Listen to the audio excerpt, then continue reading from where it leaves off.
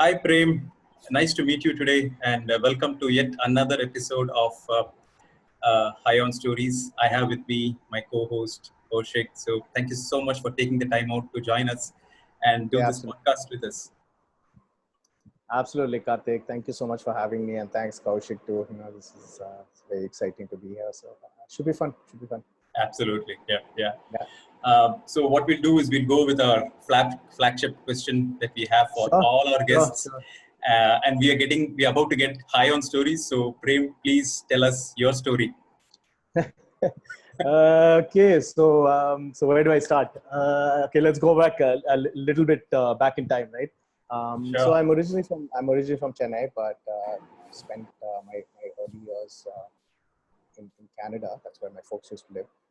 In the mid '80s, though, my family was one of the very few who did a reverse brain drain. '80s people are generally going west.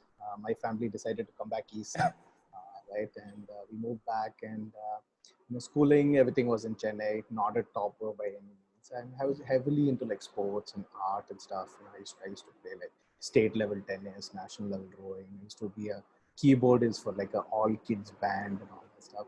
So yeah, did all of that, everything I should do except studying, I did it. So that was that was interesting times. But and that was my time where closer to like 98, 97, 98. I was probably like 15, 16 at the time. And my dad was like a huge believer of you know like typical of the Western ways of life, right? Once a kid reaches a particular age, you should go out, you should work, you should be independent, you should be self-sustaining.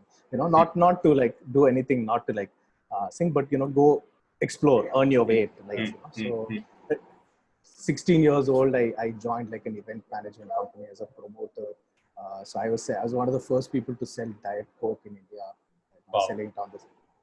I did a lot of stuff for Britannia. For Coke, I used to be like like promoter and ticket sales and stuff for their concerts. They used to have a lot. So yeah, a lot of interesting stuff at that point. Into the 90s, in 99, I moved to Canada to do my undergrad. I joined York University, and I was about 17 at that time. Did a business program, business in sort of mixed arts and business program with sociology Okay. and environmental studies and stuff. Did that program, but took a gap year in between before gap year became a thing. In like 2003, I took a gap year, traveled, worked, all of that, and then I realized, what, kind of wasn't. I enjoyed what I was doing. I wanted to get into like environmental studies and possibly into like law or something like the policy making and law and stuff like that. But it really wasn't my thing, and I thought maybe advertising is I found that you could actually make a career out of advertising. So transferred to a course in advertising, did that program. This was mid 2000s, right? Through though, worked all over the place. I was a uniformed customs officer for the federal government. I used to work in retail. I used to work in service. I used to work in a call center. I worked as pretty much whatever was fun and whatever was exciting, I did it all. So 2006-ish, moved to India, joined Arkeswamy BBDO. Really good start sort of to my advertising career, and Arkeswamy at that point was a really good agency. Joined in fact, fun fact, we were one of the first. We did the first campaign with Dhoni. Oh, The first ad campaign with Dhoni. I guess it's relevant at this point, yeah, very relevant. Yeah. after all these years, and as I was thinking about this just a few days ago, that we did the first campaign for Brill Cream, right? And I Oh, was I see. lucky enough to be part of that. Since then, just been like it's been one after the other excitement. Worked with JWT, did some great campaigns with them. Did a short stint in Bangalore.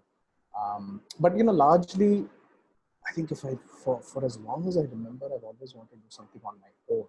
Hmm. I keep bothering all my friends and my wife and stuff on, hey, this is my next idea. This is my next idea. What do you think? What do you think of it? Right? I think around 2014 that happened with Cloud Cherry. Probably like my best experience, and complete shift from advertising into the marketing space. Yeah. We were first, not I guess, sort of one of the first to ride the SaaS wave in Chennai.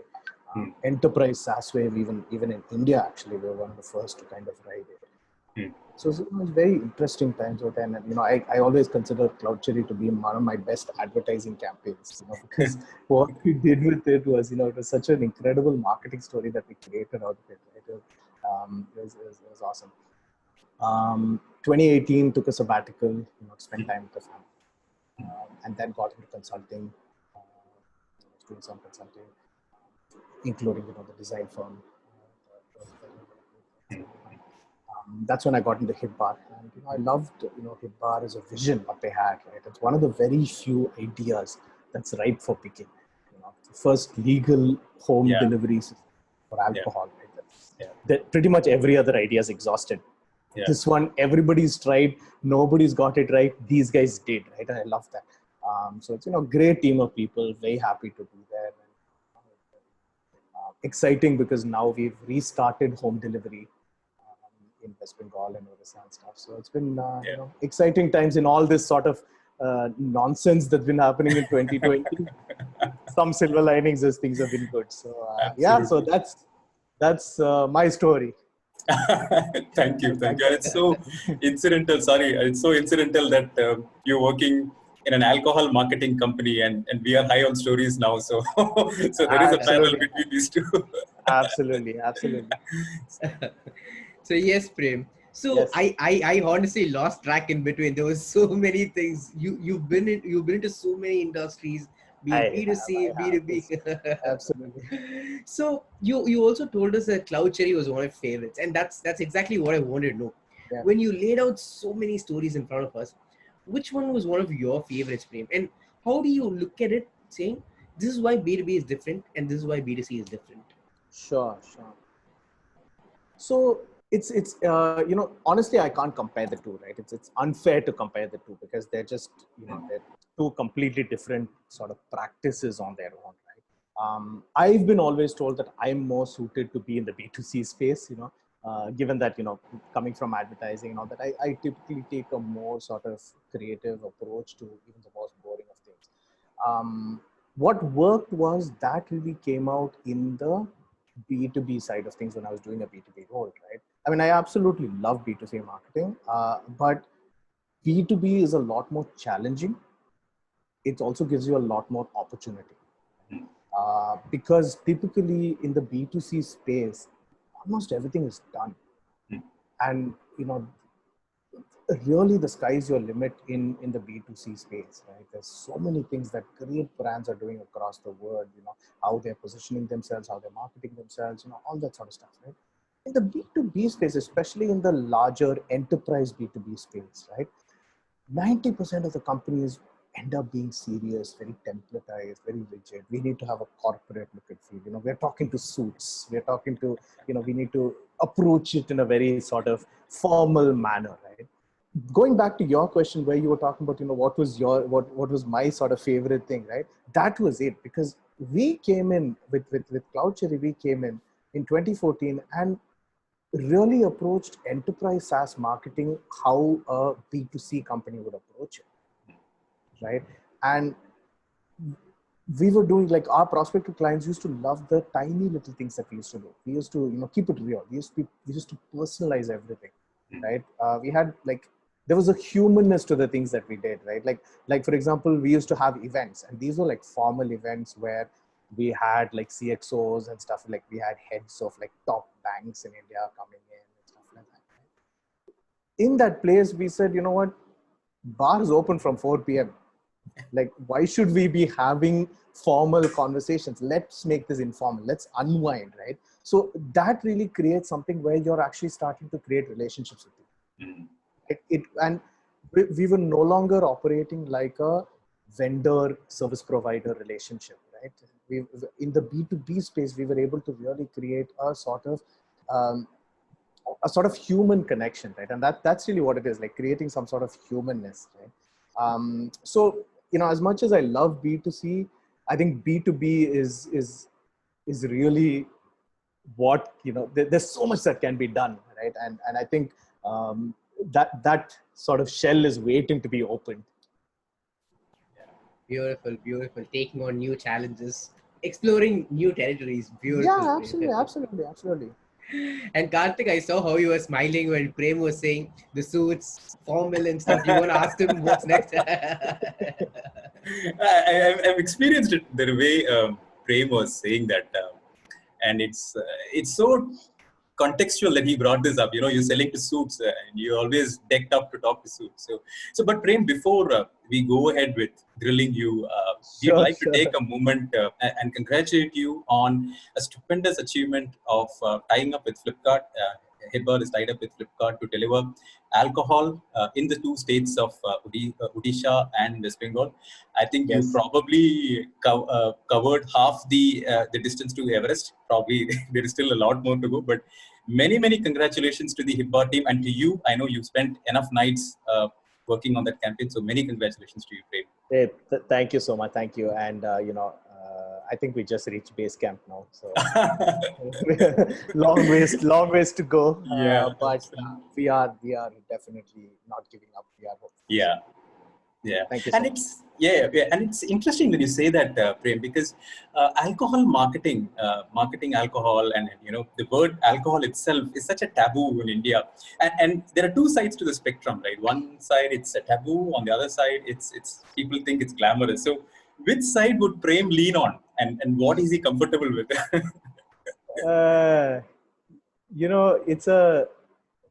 It's a really interesting space, right? In the past, and when we look at it from the outside, right, and even before I got into it, I would have said that it's exciting.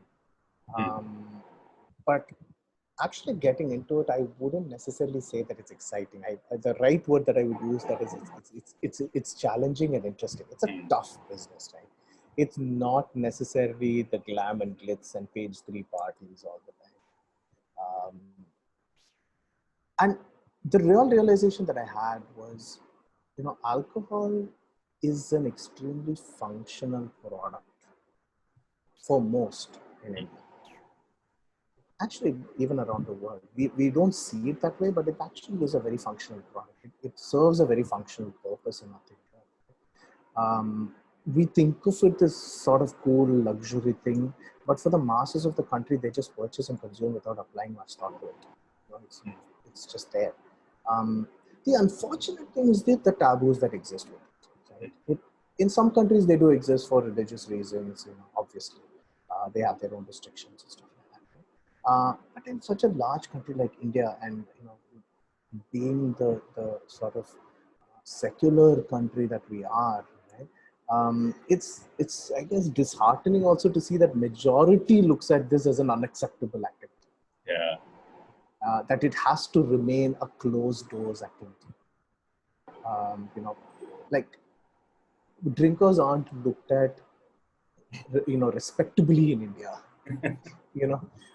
Think about it. Women who want to enjoy a glass of wine or a vodka or whiskey or whatever, right?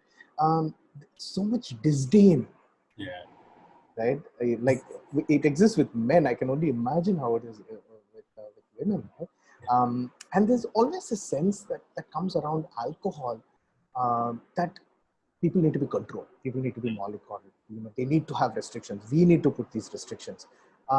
It's okay in some quarters, right? But I think urban India is ready to move away from that. At least, right? Urban India is definitely ready to move away from that. See, I get it. For the most part, we know that alcohol, it talks about it. I guess in some way or form, we have these experiences of seeing families or careers or individuals, health, wealth, all of these, kind of getting sort of, affected because of alcohol. We've seen it, right? And I'm not, we shouldn't run away from that. But there are a lot of the other things that do that too, right? So unfortunately, alcohol is being sort of vilified over here, and everything else is kind of like, brushed under the carpet. That's what we are also looking to do with Hipbar, right? Like one of the things that we want to do is we want to be an enabler for everyone to move up the value chain. For everyone to be more discerning with what they drink. We want them to enjoy their drinks more, make it a respectable activity, right?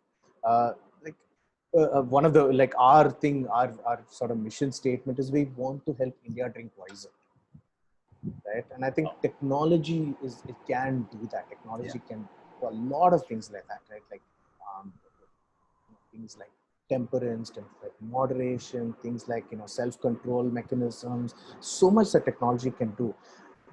There is a market out there also, right? Like on a higher level, if you look at it, the premium players, you have your sort of craft breweries and micro brewers that are coming into the market, and they're doing some really incredible stuff. It's sort of niche, but it's an open canvas. Right? That's a very small population, like a really small population. If I was to break it up, there's like this one on the top, which is these tiny little micro segment, right? Which is looking at like the sort of innovator segment, right? Then there is the masses. There is this large middle, right? Which needs to move up, right? And that is what we hope will happen soon. So it is challenging. Alcohol marketing has its own restrictions, but I think with a lot of with awareness, with advocacy, and with sort of creating the right messaging around this, and technology can do a lot of those things, and that's what we are hoping for. Beautiful, beautiful. I'm sorry, just Kaushik, two words that Prem used were Sure. very powerful. One was disdain, and then the other phrase that Hipbar stands for, which is helping Wiser. India drink wiser. I mean, really great, powerful vision. So hopefully you guys get there. Yeah, sorry. We hope to, yeah. Now that's a story worth sharing. All right, Prem. On that note, so you've always been a champion of customer experience and customer success, Prem. Like from all your past escapades, you've always exhibited that. Even when you're advertising, never ever rip someone off. Always humanize it and try to connect with them. And that's such a valuable lesson for all of us to learn, because slowly we are starting to move away and deteriorate away from our core principles and values. So I love how you brought about saying we humanize everything which we do.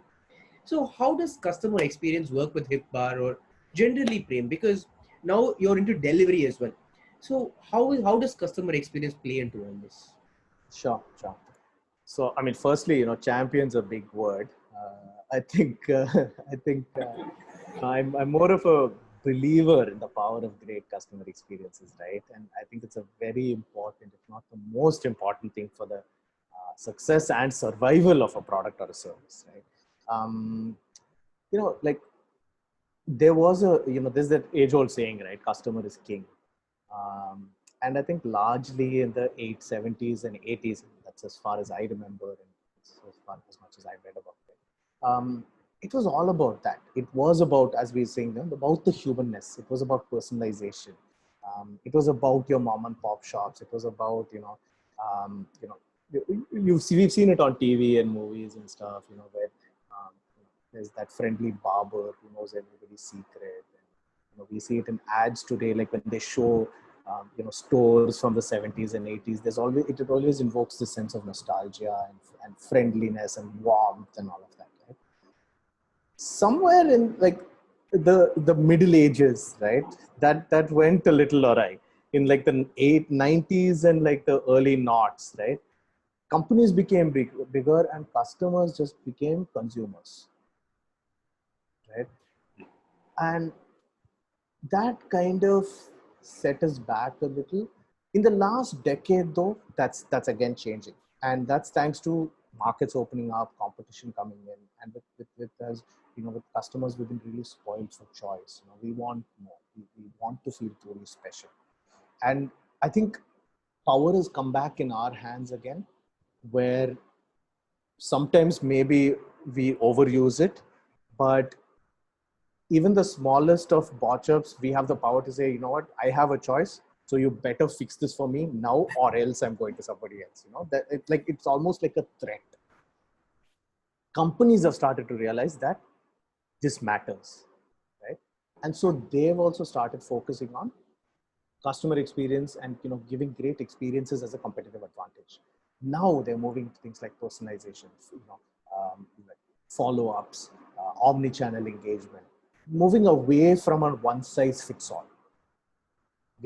That's becoming more and more important. And this has also kind of become a marketing differentiator. Marketers can sort of be able to confidently promote their brands knowing that they have their CX in place. Like, there are some brands that are way too big that no matter what people put on social media, they don't care about it. Right? They're just too big. There are brands, but there are smaller brands who are not there yet. This is the only thing. Like, if I was to put an ad on social media, or I was to do some sort of customer acquisition campaign, and people are going to come and trash me in the comments saying that I ordered from you and so happened and you're the worst thing that ever happened and all of that, right? Like, that's the death of you. That's the end of it, right? So because of that, marketers also look at it and say, you know what, maybe I need to hold back. Maybe I need to not, maybe I shouldn't put this campaign out. Maybe I shouldn't do this. Maybe I shouldn't, like it kind of like creates the sense of uncertainty. Have your CX in place, customers are happy, do whatever you want. People will love you, so that's the kind of approach that I would look at, right? Like, when Cloudcherry started in 2014, I think in India itself, maybe 10 to 15% of the company that we were interacting with either had or was thinking of or even understood the need of customer experience. Globally, maybe like 40 to 50%. This is the sense that I'm getting, right? These are not in any way like proven numbers or anything. But come 2017, 18, massive shift. Like, just to kind of give you a sense, we used to be part of this flagship event that used to happen in Singapore called CEM Asia, Customer Experience Management Asia. We were there for about 4 years, from I think 2015 onwards. So, 3 years, 15, 16, 17 into 18 actually. When we, like, in those 4 years, the number of, like, in year one, we were seeing probably 10% people who had like CX roles, right? And everybody else was just exploring. There were sales people, there were marketing people, there were digital people, there were e-com people, all of that, right? Come 2017, come 2018, 90% of the people had in some way or form customer experience in their designation, right? And it's not like they existed and then they didn't show up. They just didn't exist, right? This started evolving over the last 4 or 5 years phenomenally, right? And that's how important it's also becoming, right? All said and done, like even with Hipbar, for us, we have taken our growth as slowly and cautiously as possible, because we want to ensure that even if you're servicing only 10 customers on day one, we want to ensure that we make those 10 customers happy. If we make them unhappy, how do we fix that issues? We do not want to take on, like more than we can bite, more than we can chew. So, that's the way we look at it. And, going into this decade, experience is going to become the product. Shoe is a shoe, car is a car, biryani is biryani. But if the restaurant is smelly, or you give me a poor test drive interaction, or you don't treat me like I'm the king of the store, I will never ever use your product, no matter how good your actual product is. True. Customers are so much more aware now, and as you mentioned, we're all spoiled for choice. We have choice everywhere, and this retention has become something extremely important now, as people are moving to a subscription-based format. As SaaS you mentioned as well, churn and retention are always on the top of the heads of all C-suites for SaaS. So thank you for bringing that up. Yeah, absolutely. And Prem, it's really interesting when you brought up that it's almost a threat. Customers are almost threatening that I will go and post this on social media if you don't give me my baggage that I lost, or I didn't get my cab at this time. But obviously, Prem, from your experience, from the enormous amount of time that you've spent working with your customers, you would have obviously seen a few brands who are doing customer experience really nice. Which ones do come to your mind, at the top of your mind, that are doing their customer experience really nice, Prem, from your perspective? Sure.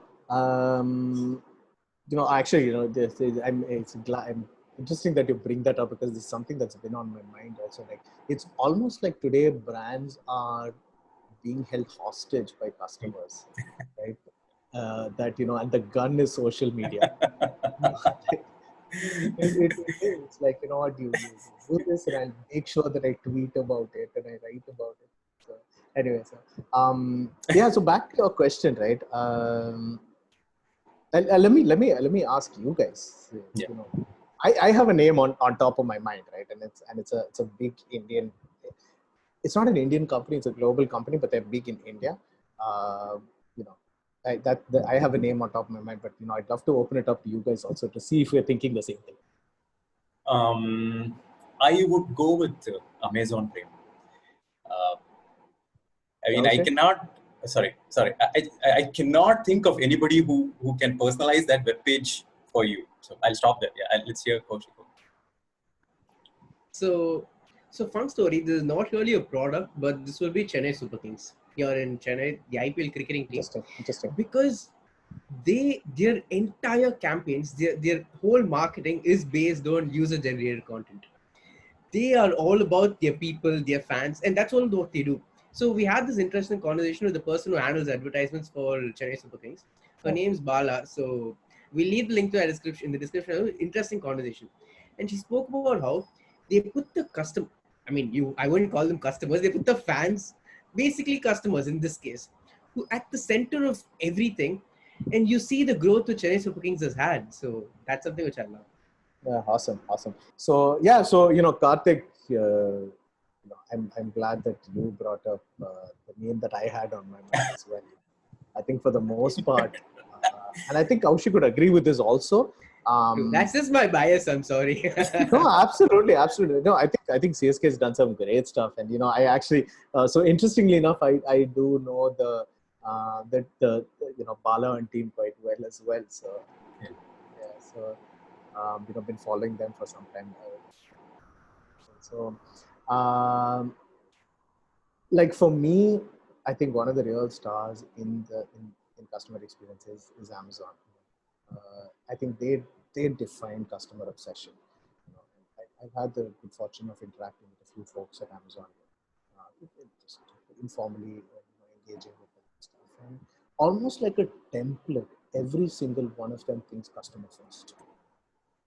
And it's incredible. I don't know how, I don't know whether they are hired and tested, whether they think that way, or they just, whether that's sort of, brought into them as they get into the company. I don't know, but it's incredible. And of course, no one's perfect, and they definitely have their fair share of screw-ups, and everyone screws up, all but natural. But I think with customer experience itself, giving a great experience 100% of the time is great, and it's hard, but it's great, and that's one thing. But the real thing, the real true testament of a company's customer obsession comes from how they fix a poor experience, right? How do they deal with, fix, and resolve a poor experience?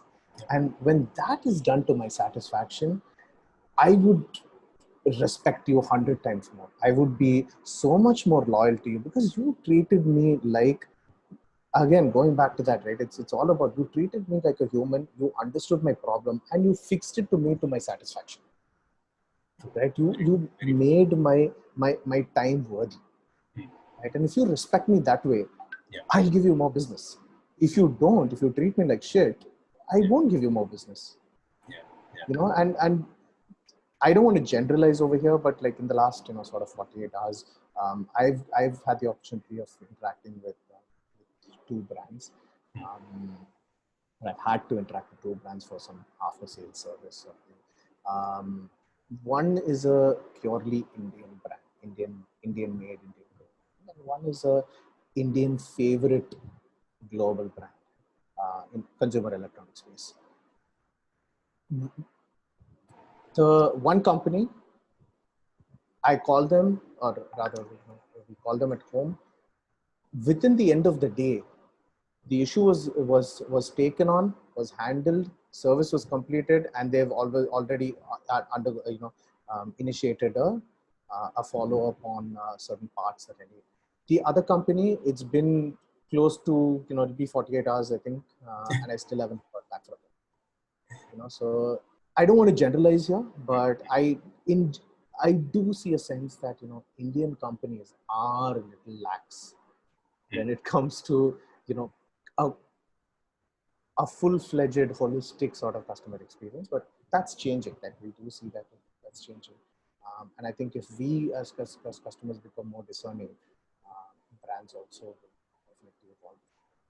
Yeah, absolutely. Especially, and when you say that it's changing, it's so contextual, because a lot of these B2C companies that you see, like Swiggy, you didn't get the food that you ordered, but then you get an immediate refund, right? So that's customer experience for me. Absolutely. You order medicines, and then the payment gets debited twice from your bank account.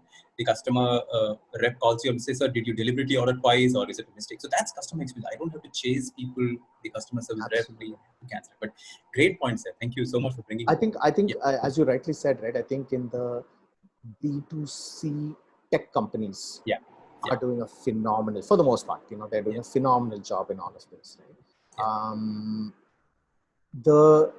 I think the larger companies, no fault of theirs. It's just it's just a fault of their size, right? And it's just, it takes them much longer to take one step at a time.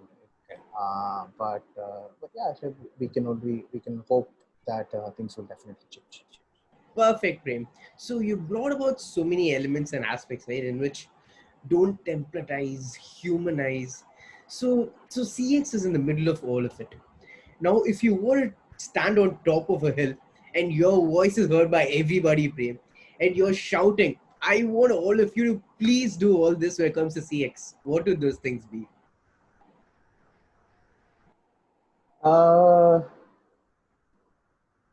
So that's an interesting question, right? I think in the current context where we stand today, I think the playbook has kind of changed. Actually, the playbook is out of the window. Unfortunately, everything that was done all along until now, in the last maybe decade or so, is all sort of irrelevant right now. And I say this because our lifestyle has been turned upside down. The way we live has been turned upside down. The way we, interact with companies and brands is just completely flipped around. Right? So I think brands really have to reinvent themselves right now, and how they do it is to be seen. I think it's too early to comment on it.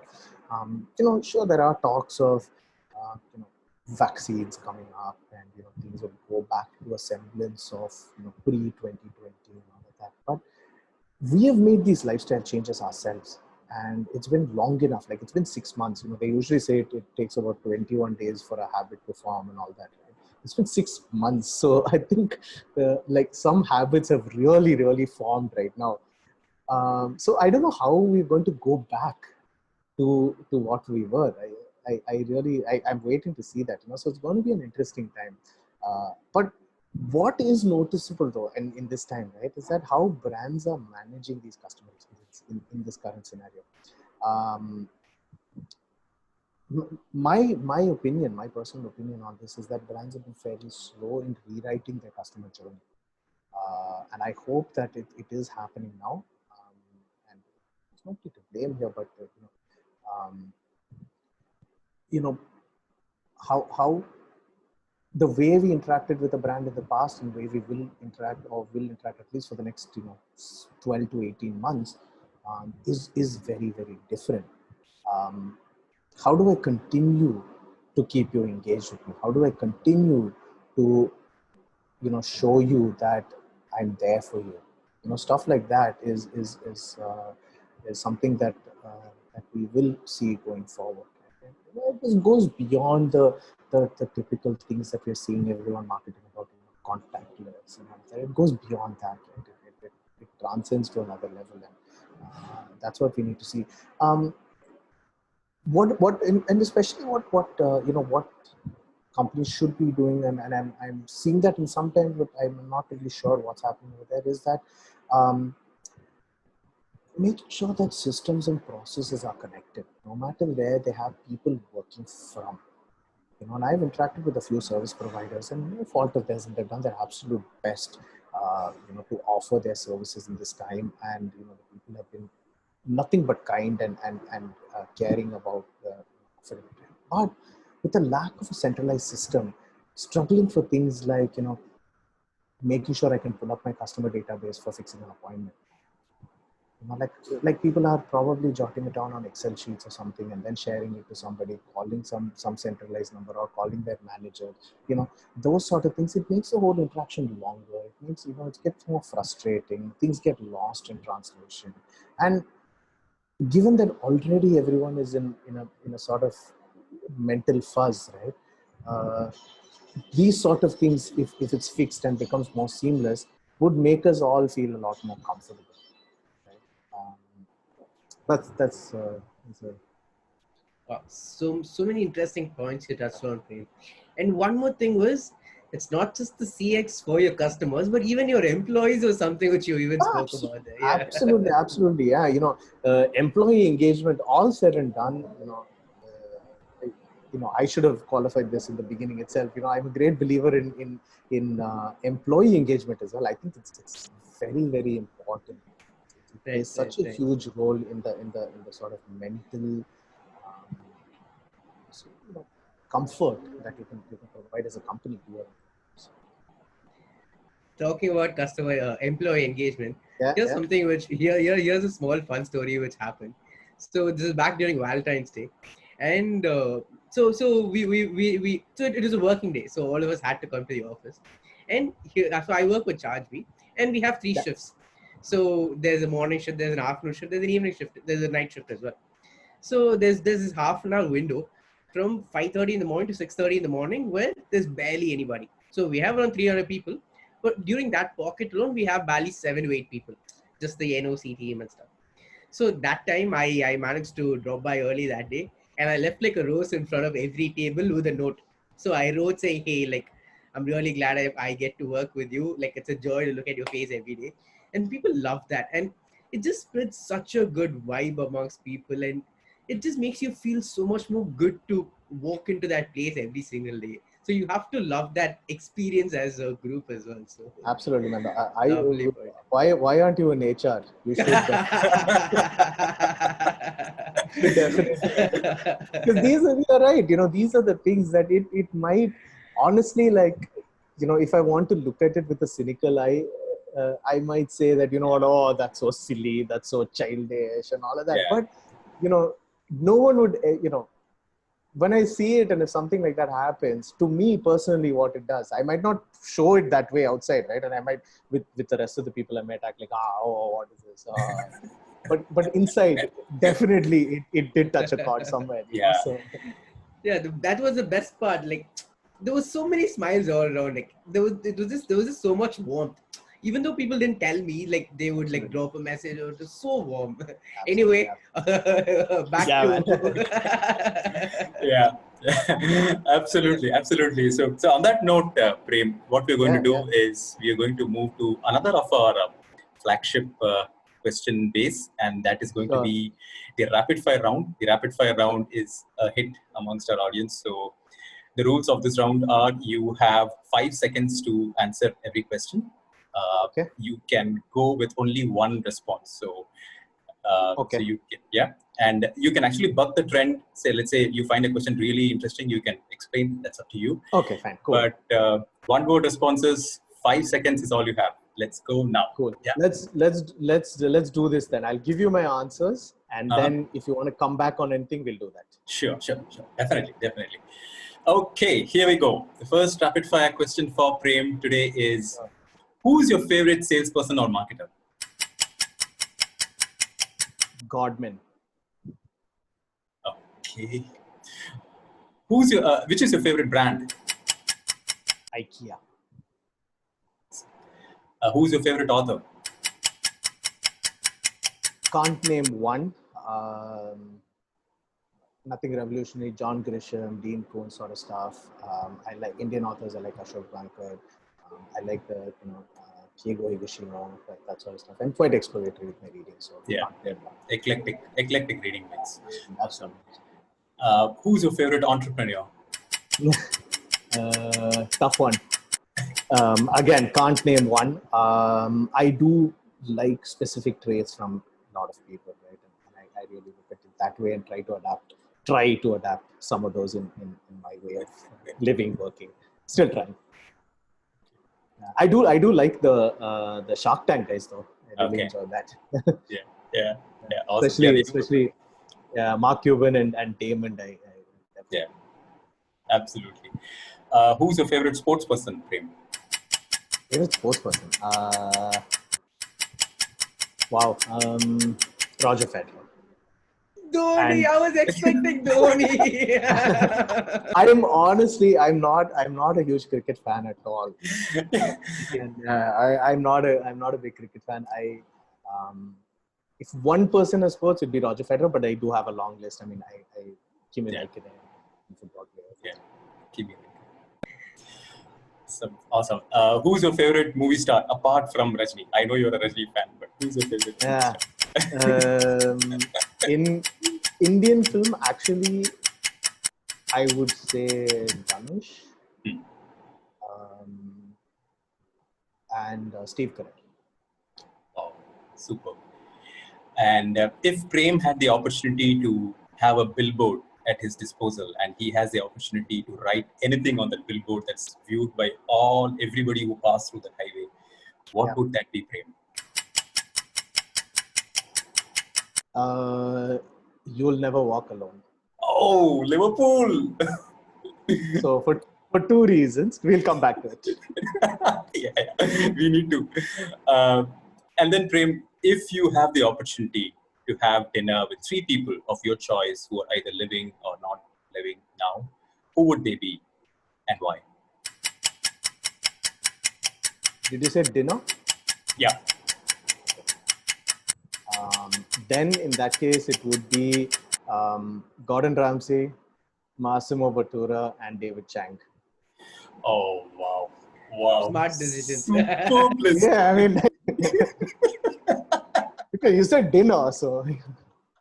So you wanted to taste the food there, awesome. Absolutely, yeah. Okay, should have been careful. I think the best answer we've got to Yeah, those questions till date. the most charismatic and opportunistic. Okay, so here we go with the next question, and that is, what keeps Prem awake at 2 a.m. in the morning? What keeps me awake at 2 a.m. in the morning? Netflix. Champions League. Or if I'm actually stuck doing some work. I really don't lose sleep over things, thankfully. Okay, awesome. And we come actually, if I'm stuck with if I'm actually stressed about something, and when I should be losing sleep, where typically someone would lose sleep, I end up sleeping more. So. Okay. Yeah, and then so the last question of the rapid fire round will be: what would Prem have become if he's not a marketer now? What would he have become? Or an advertiser? Sorry. Okay. If it's not a marketer, I would have still been in advertising. But since you said that, I don't know.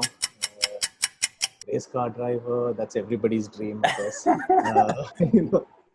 Something. I always wanted to do something in film or music or something like that. So, but I still feel like one day I will do that. I had a short-lived dream of wanting to be a lawyer. And I realized that I actually have to study for it. So. Kind of went for a toss. So. Awesome.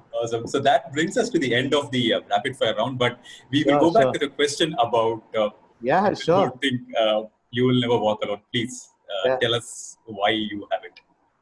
Okay, so for two reasons, right? I mean, one, I honestly truly believe that you will never walk alone. Anything that you want to do, anything that you want to get done, it takes two, at least two. They say it takes an army, at least an army of two. and without that, you never go far at all. You know, I truly believe in you know, what a team can do together, right? And it's always about the team. And second thing, just to piss off the Manchester United fans. I love how that in itself was enough reason. Yeah. I mean, if I had a chance, why not piss them off? No, it's such a beautiful point. That no matter who you are, you can never do it on your own, and there's only so much you know Absolutely. as an individual. But together, you create beautiful things. Absolutely, Beautiful things. absolutely, absolutely. All right, Prem. So we are towards the end, and Sure, there's sure. one thing which I want to ask you, Prem. Yeah. So what would you tell me? What would you tell a Kaushik Kannan who's listening, who's just starting in his career? What is Okay. that piece of advice you'd give all of us? Career in work or career in customer experience per se, or marketing, or in Completely up anything. to you. Yeah, In in anything. any way in which Sure. so there's this guy who's just 1 or 2 years into his career, Sure, sure, and sure. I'm coming to you. So what would you tell me? Sure, sure. I think when it comes to customer experience itself, right? If someone's looking to get into customer experience, or um, firstly, know what a bad experience looks like, and define in your head what a good experience should look like. You know, in every interaction, just pay attention to what they did well, what they could do better, and how you could, if you were doing it, how could you make a change, right? And always think like a customer. We make this mistake of thinking like a business, thinking like a marketer, thinking like a advertising person. Think like a customer. If you wouldn't accept something as a customer, why should your customers accept it, right? And if there is something that would make you happy, if somebody did it for you, right? Why don't you incorporate that as part of the business? And more than anything else, the power of feedback, like give feedback, always give feedback. It is your responsibility to tell me what I did well and what I could do better. That is in anything. It's not just with the business, it is with anything at all, right? And we are all guilty of not doing that a lot of times, right? But I think it is a very important aspect of what we do, right? But other than that, in just general sort of thing that if I was to say, these are things that I'm trying to bring in myself, right? And I'm nowhere close to this, but if I was to say to myself, these are things that you should do. It is not to overthink things. Um, I would say ask a lot of questions. I myself ask a lot of questions, right? Um, Stay calm, stay patient. Know when to say no. I think that the power of no is just as important as the power of yes, right? And I'd leave this with the last thing is, put health above everything else. Stay healthy. Wow, yeah, such powerful points, Prem. Yeah. And just to sum it all up, Yes, sir. you've actually mentioned that for us. In which, what is that one thing? So you've already given us that distinction, but I want to hear it from you on last. Sure. What is that one thing that you want all of us, all of our listeners to do right after they finish listening to this podcast? I mean, I would definitely go order myself a beer on Hipbar, but apart from that, Yeah, unfortunately, there's only a few places that we can deliver it to. If you're in Chennai, I mean, we'll figure out a different way to get that. but that one piece of advice that you want all our people to do right after listening to us. Wow, that's a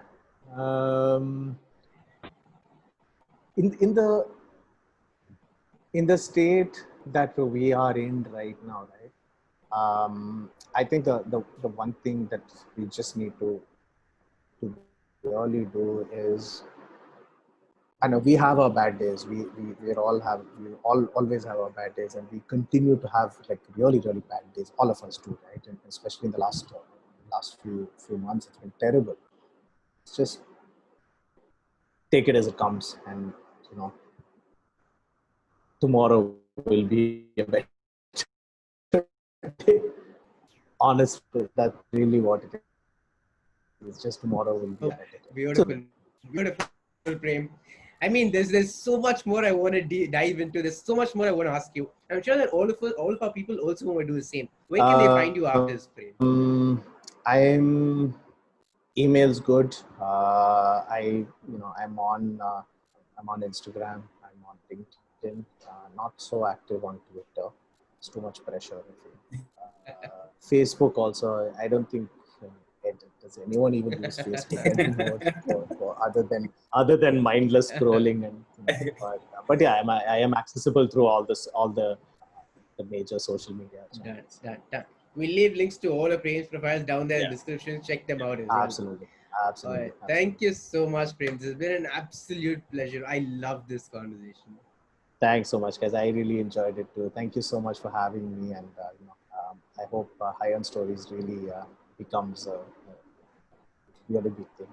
Thank you, Prem. Thank you so much. Thank you so much for your time. Take care and have a rocking Hipbar career ahead. Thank you. Cheers, guys. Thank you so much. And a chill beer from Hipbar. Absolutely. We'll make sure you get it. Cheers.